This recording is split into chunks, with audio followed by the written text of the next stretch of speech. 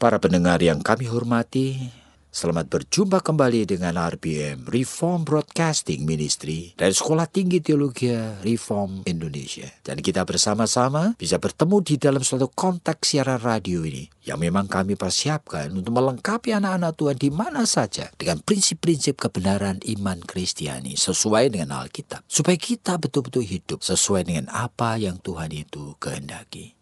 Ya, kita mengharapkan apa yang dibicarakan melalui siaran radio ini melengkapi akan hidup Anda semua. Dan ada di antara saudara-saudara yang sudah mengikuti akan siaran ini dan mulai mengerti bahwa beberapa session mengenai topik yang kita bicarakan. Time and work, waktu dan kerja. Nah, itu bisa betul-betul melengkapi akan kehidupan Anda semua. Dan kita kali ini akan melanjutkan dengan satu aspek yang dikatakan Paulus di dalam surat Tesalonika yang kedua. Jadi 2 Tesalonika pasalnya yang ketiga, di mana Paulus mengatakan kalimat ini, jikalau kamu tidak bekerja, kamu tidak boleh makan. Artinya, jikalau mereka yang tidak bekerja, ya jangan makan. Itu artinya, sebenarnya berkat Tuhan, itu aneh sekali. Tuhan tidak memberikan berkat itu untuk diterima dengan kemalasan, diterima dengan tidak bertanggung jawab. Jadi Tuhan menginginkan supaya hasil dari kamu memeras keringat, kamu bekerja, itulah yang kamu nanti nikmati. Tetapi anehnya hidup ini tidak begitu. Bahkan ada banyak orang setelah mempunyai kumpulan uang yang banyak, simpanan yang banyak, dia kemudian pensiun dini dan hidupnya hanya santai saja. Masa boleh? Padahal intinya di sini, mereka yang tidak bekerja jangan makan. Itu artinya bukan berarti kalau sudah dulu mengumpulkan uang sekarang boleh nganggur-nganggur. Ya kecuali kita sakit atau lumpuh atau apa. Tapi kalau kita masih bisa bekerja, meskipun simpanan kita sudah banyak, kita percaya simpanan itu kan dipercayakan Tuhan untuk dikelola. Barangkali orang untuk membantu orang-orang yang lebih melemah dan miskin. Tetapi kerja tidak boleh berhenti. Setiap manusia harus bekerja. Meskipun kerja tidak selalu sama dengan kerja dengan jabatan tertentu, dengan peran sama seperti dulu, seperti pada masa muda. Tapi bekerja. Disebutkan oleh Tuhan Yesus dalam Yohanes, disebutkan bahwa Bapakku di surga juga bekerja sampai sekarang ini. Jadi tidak ada Allah setelah menciptakan langit bumi segala isinya, lalu menjadi Allah yang nganggur. Tidak ada. Prinsip iman Kristen tidak begitu. Jadi, siapapun juga, bahkan yang sakit pun, jangan pikir tidak bekerja. Oleh karena orang sakit masih bisa berdoa. Orang sakit itu masih bisa menunjukkan ramah tamah dan senyum kepada orang yang menengoknya, kepada mereka yang merawatnya. Bahkan yang merawat istri, yang merawat suami atau yang merawat anak. Banyak orang yang seolah-olah menemukan alasan, oleh karena saya sakit, saya berhak untuk marah-marah. Oleh karena saya sakit, saya berhak untuk menuntut ini dan untuk itu. Oleh karena saya sakit, saya berhak untuk mengeluh. Oleh karena saya sakit, saya berhak untuk menyalahkan orang lain. Waduh, berarti sama seperti itu. Ini orang ini tidak bekerja. Seharusnya tidak berhak untuk makan. Itu artinya kamu sebetulnya tidak berhak mendapatkan pelayanan. Kamu sebenarnya tidak berhak untuk menikmati akan anugerah dan berkat Tuhan. Jikalau kamu tidak kerja. Jadi bekerja dan makan ini bukan hanya soal makanan jasmani. Tapi makanan segala-gala termasuk berkat Tuhan. Termasuk juga anugerah Tuhan di dalam bidang-bidang lain. Bidang sosial, bidang pelayanan, dan bidang-bidang apa saja. Jadi kamu boleh menikmati akan hidup ini. Hanya jikalau kamu bekerja. Nah, prinsip ini merupakan suatu yang luar biasa kayanya. Jadi kalau kita mau pikirkan dengan sungguh-sungguh, kita bisa mengevaluasi akan hidup kita. Apa betul antara makanan, antara berkat yang Tuhan berikan, antara sesuatu yang saya nikmati sekarang ini dengan kerja, apa balance?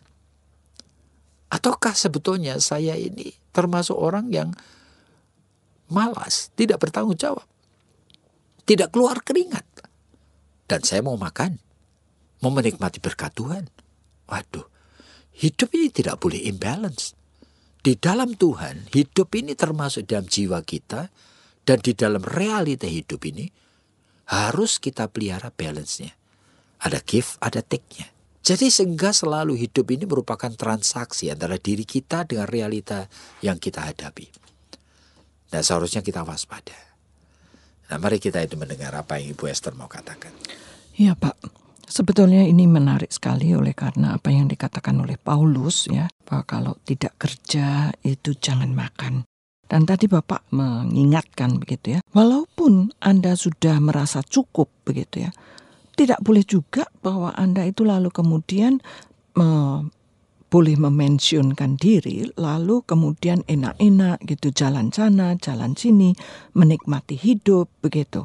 Lalu kemudian tidak bekerja sama sekali.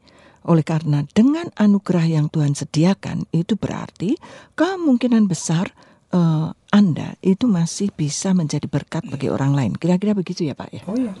Nah, sekarang ini yang menjadi pertanyaan itu kan sebetulnya banyak orang yang menginginkan untuk pensiun dini oleh karena mereka berpikir bahwa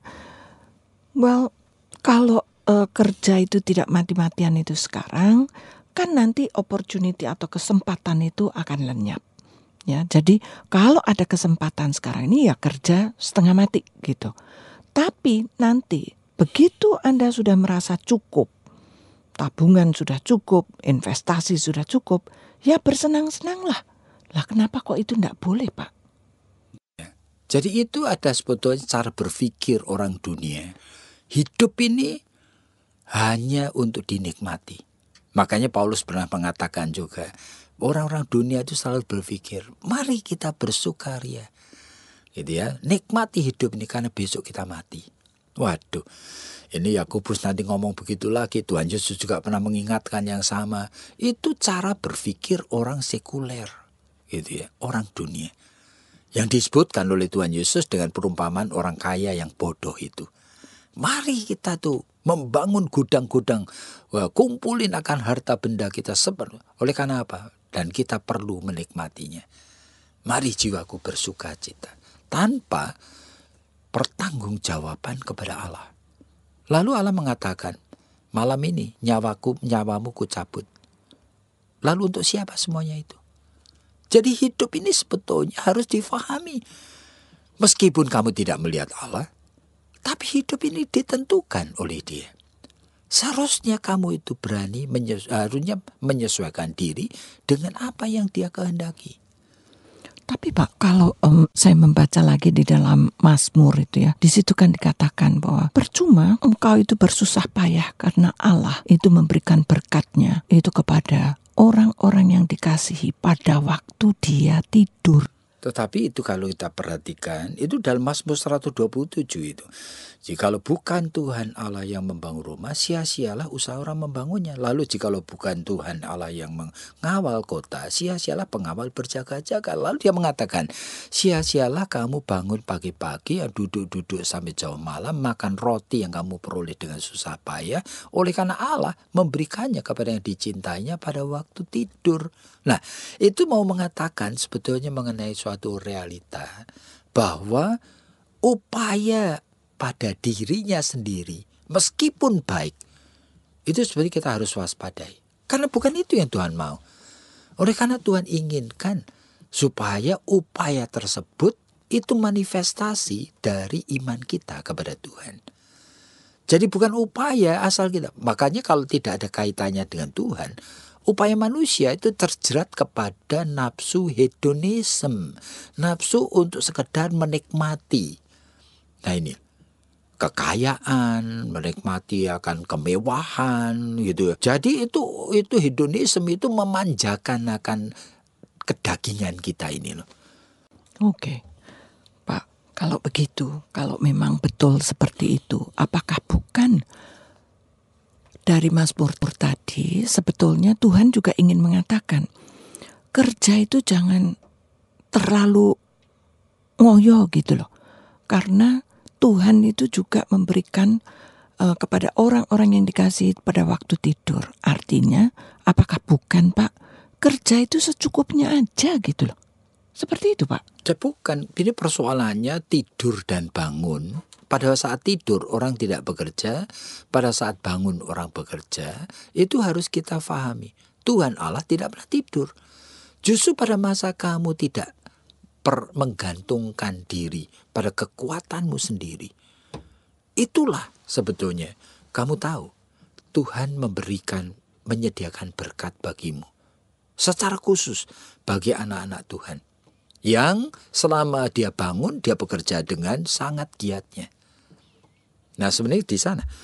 Jadi berkat Tuhan itu bukan tanda petik, itu merupakan hukum sebab akibat yang mekanistik. Itu hukum sebab akibat mekanistik adalah saya kerja saya melihat hasilnya. Saya kerja keras saya lihat hasilnya. Saya kerja semakin keras hasilnya semakin banyak. Itu hukum mekanistik yang kita lihat. Ini bicara mengenai berkat Tuhan. Bicara berkat Tuhan termasuk sikap Tuhan yang berkenan. Sikap Tuhan yang mencintai anak-anaknya. Sikap Tuhan yang disenangkan oleh karena tingkah laku anaknya. Nah, sikap ini akan dinyatakan oleh Tuhan itu. Bukan oleh karena kamu rajin. Bukan saat sedang kamu kerja. Tapi pada masa kamu tidur. Di mana kamu sebetulnya tidak punya andil apa-apa saat itu. Itu disediakan oleh Tuhan. Sehingga jangan kita pikir bahwa Tuhan itu tidak menilai akan motivasi dan hati. Oleh karena yang terpenting adalah motivasi dan hati. Jadi kalau begitu Pak, waduh, ini jadi satu topik yang menarik oleh karena apa? Kalau Tuhan menilai sikap hati dan motivasi, itu kan berarti sesuatu yang kadang-kadang kita sadari, kadang-kadang kita tidak sadari. Begitu Pak? Sebetulnya kita seharusnya selalu menyadari oleh karena kita kerja keras. Itu bukan oleh karena kita pengen kerja keras atau kita takut tidak kerja keras atau kita tidak bisa menolak harus kerja keras. Tapi kerja keras oleh karena iman kita kepada Tuhan. Nah inilah sebetulnya Paulus yang mau mengatakan itu soal sense of responsibility. Dan kalau saya mempunyai suatu kekuatan untuk bekerja dan punya akal budi yang saya bisa pakai untuk mengembangkan akan usaha saya, kenapa saya tidak pakai? Kenapa saya hanya memakainya separuh atau seperempat atau sepersepuluh? Ya oleh karena apa? Oleh karena jiwa saya malas. Dan saya itu merasa hidup saya santai-santai aja lebih senang. Nah perasaan seperti itulah yang Tuhan ingin ingatkan kepada kita. You tidak mau kerja, you jangan makan. Oke. Kalau begitu Pak, kalau boleh saya menyimpulkan begitu ya. Sebetulnya matematika dengan Tuhan ini itu sebetulnya bukan 2 tambah 2 sama dengan 4 gitu ya Pak ya. Ada sesuatu. Ada unsur X-nya. Ada satu unsur yang kita itu tidak pahami, tetapi Allah sediakan untuk mereka-mereka yang memang mempunyai sikap hati dan motivasi yang dalam tanda kutip tulus dan berkenan di hadapan Tuhan. Apakah ini? Saya percaya begitu. Jadi bukan lalu setiap orang Kristen kerja keras dengan sendirinya berkat melimpah. Tidak begitu. Tuhan tidak menjanjikan berkat melimpahnya. Tuhan menyediakan bahkan mengajarkan supaya kita itu merasa cukup puas dengan makanan yang secukupnya setiap hari. Jadi kalau begitu Pak, bagaimana dengan orang yang sudah kerja keras tapi tidak berhasil, bangkrut terus? Bagaimana itu Pak? Ya itu tetap juga kita perhatikan selalu ada hukum alamnya di mana mungkin orang itu tidak bertanggung jawab. Ada hukum yang dilanggar oleh karena orang itu tidak melakukan dengan pertanggungjawaban orang dewasa. Nah bisa juga sehingga dia tidak bisa menangkap akan sinyal, dia akan tidak bisa menangkap akan kondisi yang ada. Dan dia tidak bisa meresponi peluang-peluang yang sebetulnya Tuhan bukakan.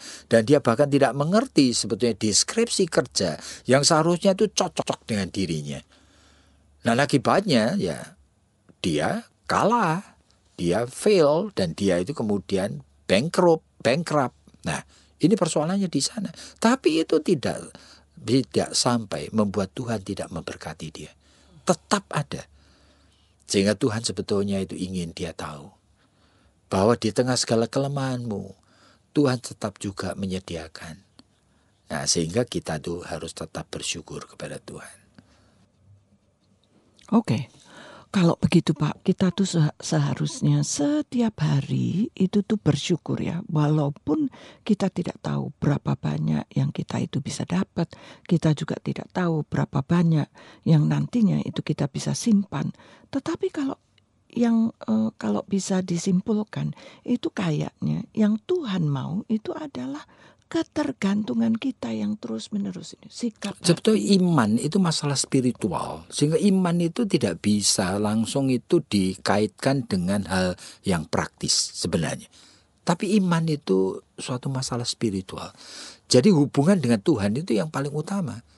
Kedekatan dengan Tuhan itu. Sehingga kesadaran akan perlunya sekali untuk belajar mengasihi Tuhan. Itu merupakan sesuatu yang harus merupakan the first step sebelum kita itu melakukan apa saja. Baik Pak, jadi kalau begitu sebetulnya kalau tadi dikatakan bagi orang-orang yang tidak bekerja jangan makan, ini khususnya bagi orang-orang yang memang tidak mempunyai sikap hati dan motivasi sebetulnya yang benar di hadapan Tuhan terhadap kerja itu sendiri, nilai dari kerja itu sendiri yang dia itu tidak tahu. Nah, kalau dia tidak tahu tentang nilai kerja, tentu saja sikapnya jadi salah, begitu ya Pak? Oh iya, jadi justru ini cukup kompleks, oleh karena ini menyangkut akan banyak sekali aspek. Tapi yang utama adalah seharusnya setiap orang itu sadar dia boleh menikmati akan hidup, menikmati makan, menikmati untuk bisa membelanjakan ini dan itu, menikmati untuk memiliki benda ini dan itu, menikmati untuk berlibur dan sebagainya. Seharusnya itu sebagai akibat dari pertanggungjawabannya di dalam kerja. Jadi para pendengar yang kami hormati, hidup ini kadang-kadang memang banyak sekali yang tidak fair. Hidup tidak balance. Sehingga kita melihat ada orang-orang malas yang tetapi ya uangnya banyak. Tetapi ada orang yang begitu rajin, uangnya sedikit. Tetapi kita ini tidak belajar untuk melihat hidup ini mekanistik. Tidak selalu begitu. Yang bekerja dengan luar biasa pasti dia jadi kaya juga, tidak begitu. Oleh karena apa? Oleh karena banyak aspek yang sebetulnya itu ikut menentukan.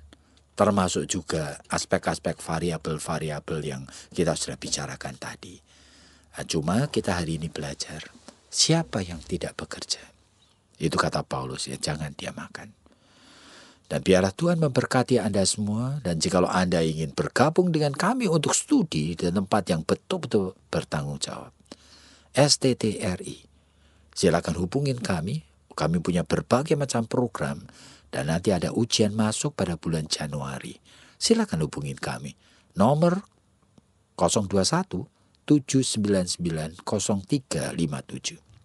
799 0357. Kiranya Tuhan memberkati Anda.